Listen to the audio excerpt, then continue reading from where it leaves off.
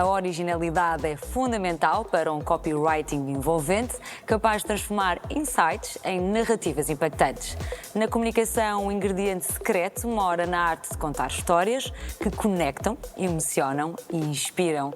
Fomos saber como se constrói uma boa narrativa de marca e como pode fortalecer a relação entre marca e o consumidor.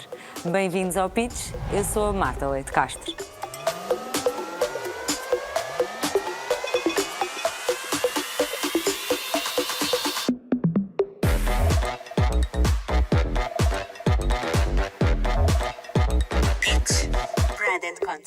Uma boa história aproxima as marcas do público, seja pela música, cores, ponto de vista ou humor. A forma de contar histórias e estabelecer conversas é uma peça-chave na identidade de uma marca. Vamos falar com marcas conhecidas por construir narrativas envolventes que perduram na memória das pessoas.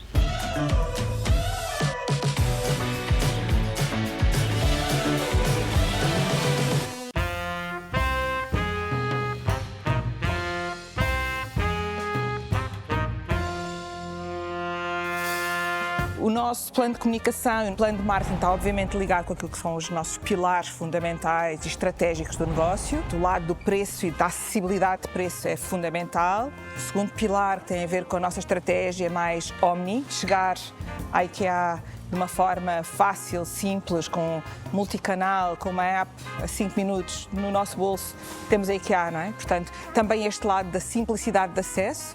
E o terceiro grande pilar, que é um pilar da inclusão, que a IKEA pode contribuir para um dia-a-dia mais inclusivo, seja a nível daquilo que nós somos enquanto empregadores, seja na sociedade.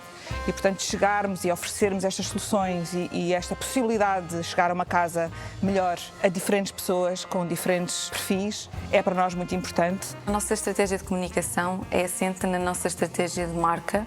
Somos uma marca com uma notoriedade de 95%. Queremos manter esse nível de notoriedade, queremos manter esse nível de fidelização, ou seja, aqui a comunicação ajuda-nos muito também a continuar a criar uma marca única e memorável para os nossos consumidores e depois também trabalhar a consideração de Portugalidade em si, ou seja, transpor para a marca esse carinho que é o escolher português. Um grande desafio é o comportamento do consumidor, que está sempre a mudar, o consumo que ele faz de mídias está sempre a mudar, a tecnologia, a transformação digital, a inteligência artificial, cada vez mais nos ajuda também como brand managers a encontrar novas formas de ser relevante no dia-a-dia, no consumer journey da pessoa.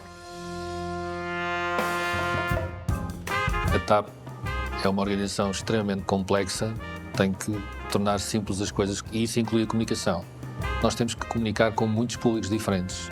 A estratégia não pode ser uma só, tem que ser adequada a cada um destes grupos, apesar da mensagem subjacente tem que ser a mesma e temos que adaptar a nossa mensagem ao meio que estamos a trabalhar com, que é para garantir que a mensagem final chegue ao seu destino. Português? Na realidade, nós estamos na indústria da felicidade. As pessoas movem-se de um sítio para outro para encontrar os seus entes queridos, aquelas pessoas com quem têm relações de trabalho, os destinos onde vão passar férias. Tudo isso faz parte do ecossistema da felicidade e nós estamos nessa indústria. A forma como nós comunicamos está absolutamente ligado com aquilo que é a nossa visão, de mais do que olhar para produtos, olhar para a vida e para as pessoas. É uma fórmula mágica, não é? Porque vamos sempre procurar os insights e a vida, as vidas reais e como é que este produto, esta solução pode melhorar uma determinada forma de viver. Na celebração dos nossos 20 anos, procurámos o móvel mais antigo da IKEA em Portugal. Estará em vossa casa? Pode parecer que estamos só à procura de um móvel, mas a verdade é que procuramos as histórias que estão por trás daqueles móveis. Os móveis que já mudaram de casa 3 vezes, que já sobreviveram vendas, compras, várias crianças. Que esta é a forma como nós procuramos este storytelling. De facto, é mais do que produto, é as histórias que estes produtos têm nas nossas casas e nas nossas vidas. É uma marca praticamente centenária, em 2029 oficialmente faz 100 anos, mas há várias coisas que se mantêm coerentes. A marca sempre contou histórias e há uma personalidade que se manteve. O humor, o positivismo, o ver o copo sempre meio cheio, o fazer sorrir, foi sempre algo que se manteve coerente ao longo de todos os anos. O gajo quando é careca, as coisas... Para além de outros elementos gráficos e sonoros, ou seja, o amarelo. Eu acho que basta pôr um amarelo e escrever o que é que se bebe aqui, que não é preciso pôr lá nenhuma garrafa. O que é que se bebe aqui? E isso também é consistência, é coerência na mensagem ao longo de todas as comunicações que fazemos. O humor é algo que nos transmite uma emoção positiva. Nós vemos uma garrafa de beirão e já nos transmite uma sensação de alegria, de familiaridade, já nos põe um sorriso na cara. Falamos de uma história, é convidativo, faz com que as pessoas queiram conhecer mais da marca, podemos nos dar a conhecer mais e aí cria uma relação com a pessoa que pode ser única. Uma garrafa de beirão é uma história que está à espera de ser descoberta.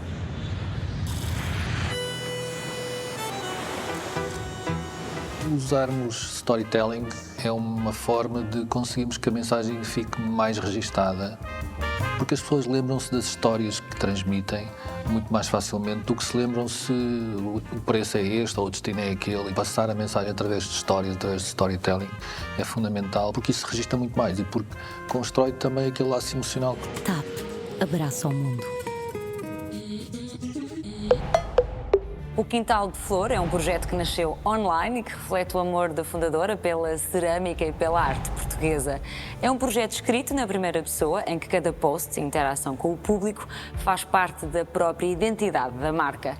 Inspirada pelo quintal dos seus avós, Lara Sousa Dantas lançou a marca com o propósito de aproximar a cerâmica ao dia-a-dia das pessoas, tendo sido reconhecida pela Forbes na categoria 30 Under 30 e destacando-se como a marca de e-commerce mais bem-sucedida em Portugal antes dos 30 anos.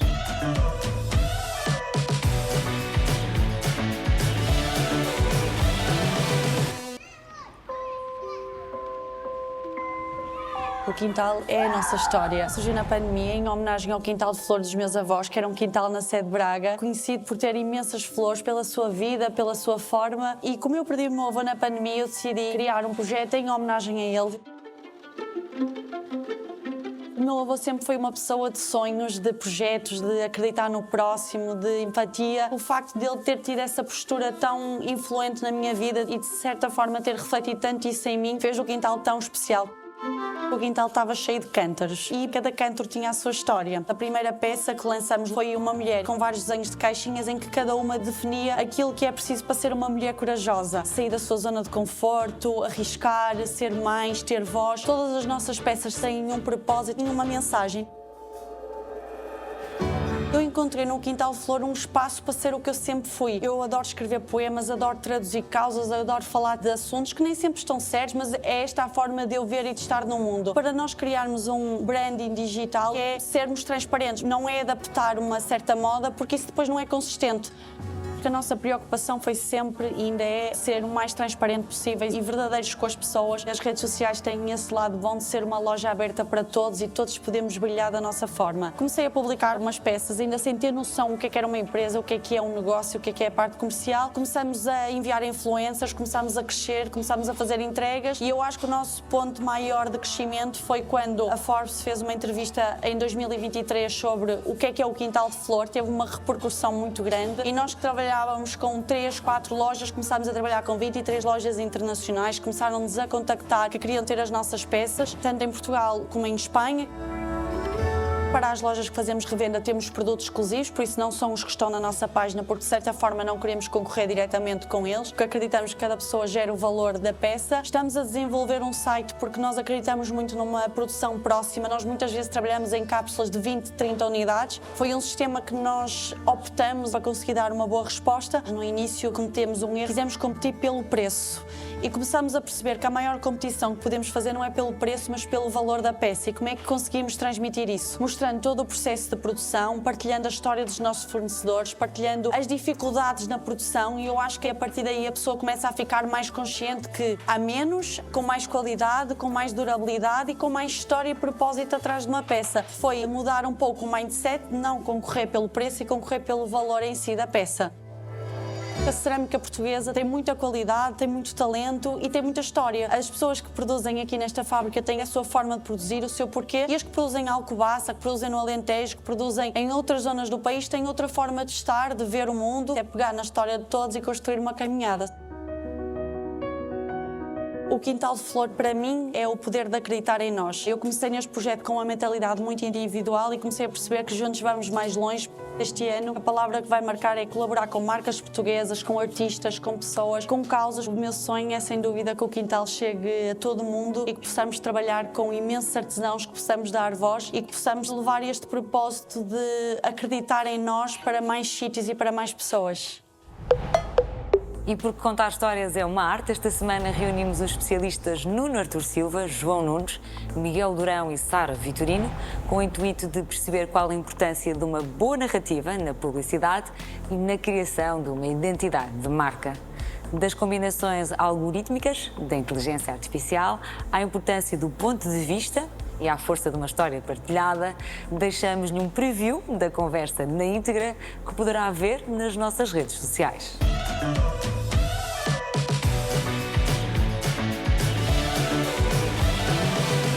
Eu tirava já a inteligência artificial da frente, não é? Uma boa história pressupõe que se conheça o ser humano como ninguém e que se consiga ser insightful, e eu não acredito que vá ser capaz de dizer a verdade como nós somos capazes de dizê-la. A inteligência artificial vai oferecer as opções de uma forma imediata e, portanto, o papel do criativo passa a ser Curadoria. Escolha. Vai escolher. A experiência que eu tenho tido de utilização da inteligência artificial parece-me que estou sempre a trabalhar com um parceiro criativo um bocadinho burro. Exatamente. Mas tem muitas ideias, Mas acho que vai puxar pelo mercado. Até agora o ChatGPT nunca me fez uma pergunta a mim por iniciativa própria. Olá, João, o que é que achas disto? Mas ainda está numa fase muito inicial. No dia em que fizer, eu aí vou começar a preocupar-me um pouco mais. Generativa artificial. Vai ocupar um espaço grande naqueles 90% de comunicação que se vê, que tem por trás marcas que estão ok em fazer coisas médias, comunicação mediana, o que também é um perigo. Há muitas tarefas, não estou a dizer que eu acho que seja interessante ou deva ser o AI a fazê-las, mas é verdade que é aí que eu acho que muitos trabalhos vão perder e começar a perder, porque efetivamente ele consegue responder àquele folheto, àquela coisa que é muito funcional e continua a existir e que nós continuamos a ter que usar em comunicação e que o AI faz e dá espaço para podermos fazer as partes da narrativa e da criatividade. Vai. Nós até agora, essas narrativas, essas histórias que nós têm sido histórias partilhadas, não é? Há 10 anos ou 20 anos, tu queres ler qualquer coisa nova ou queres ouvir qualquer coisa, um audiobook novo e pedes à tua AI para te criar. E mais ninguém vai ter acesso àquela história, àqueles personagens, àqueles momentos daquela história. E, portanto, há uma quebra dessa coesão. Com as plataformas, primeiro tiras uma coisa que é, já não estão todos a ver ao mesmo tempo. Portanto, tiras a simultaneidade. Se deixarmos de frequentar as mesmas plataformas, então tiras mesmo, digamos, esse sentido comunitário de viste aquilo ontem. Toda a gente sabia do que é que estamos a falar. Mesmo essa sensação de já não estamos todos a par das mesmas coisas, já não falamos delas. As referências já não são as mesmas porque já é uma dispersão muito maior.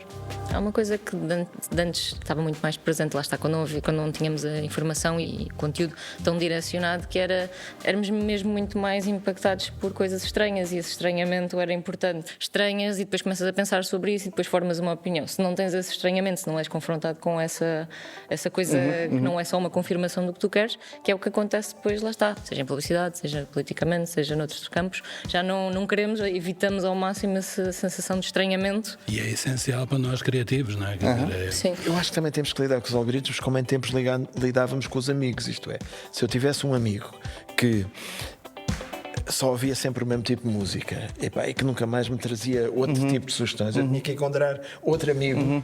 O algoritmo nosso amigo, nós temos que se calhar manter vários. Que entra muito engraçado esse teu conceito do círculo de algoritmos. Eu acho que isso é uma coisa que eu vou... vários. Depois hoje vou sair com este algoritmo. Exatamente. Um termo tão random nos algoritmos. Random. De repente aparece uma coisa que eu... E misturar algoritmos. Sim. Está aqui qualquer coisa. Pode ser um conceito. O acesso de toda a gente aos média, o que mudou foi que qualquer pessoa hoje tem o seu podcast, tem o seu, a sua rede social, tem a sua pessoa pública. É aquela profecia, um dia vamos ser todos escritores, que foi convertida em um dia somos todos criadores de histórias. Se é mais democrático todos poderem ter acesso, também abre caminho para toda a gente tem direito à opinião e tudo é nivelado. Eu acho que há tão evidente agora um nível de individualidade e da procura de individualidade, mas depois completamente se estagna numa voz de coro ao mesmo tempo. Não sei se é errado ou se é certo, mas há marcas que têm bastantes reservas em tomar posições, seja elas quais forem. Então põem um post e o post ofende 4 pessoas, tiram o post, pedem desculpa e às vezes ficam um bocadinho descaracterizadas enquanto marca porque aquele post fazia sentido para aquela marca. Nós somos um povo de brandos costumes, portanto temos de ter marcas de brandos costumes também. Brand costumes. Sim. E sinto a mesma coisa, ou seja, que às vezes que é muito preciso ter atenção, mas que nos chegam muitas sensações do momento e que não dá para criar sobre elas, porque para ser uma coisa a longo prazo não podem ser as tendências, não pode ser as impressões, não quer dizer que não seja o contexto e o que as pessoas sentem não se deva trazer, mas isso vai fazer uma marca a muito curto prazo e então é preciso tentar ir lá buscar uma verdade um bocadinho maior e um bocadinho mais transversal do que as preocupações que dor no tempo. E se a pessoa vai gostar disto, vai reagir assim. Isso limita um pouco a capacidade das marcas de contar histórias, não é? Porque normalmente tu, quando contas uma história, assumes um ponto de vista, não é? E se tu quiseres ter todos os pontos de vista, isso vai-te chocar. E do outro lado, o próprio medo da marca. Pois, de facto, a última coisa que a gente quer é criar aqui uma polémica que nos digam que ofendemos alguém. Não é? Mas não devia ser. Não devia ser. Não devia ser porque é exatamente o que estavas a dizer. Não há um ponto de vista. Se não há um ponto de vista, não há interesse. Não tenho interesse, porque estás-me a querer agradar. Eu noto isso e não estás a conseguir. Exatamente. Esta semana, a convite do Clube de Criatividade de Portugal, Pedro Vilar traz-nos como inspiração o projeto de branding da Tony's Chocolate Lonely, onde a criatividade e o storytelling unem esforços pelo combate à escravatura e ao trabalho infantil nas plantações de produção de cacau das produtoras multinacionais do setor.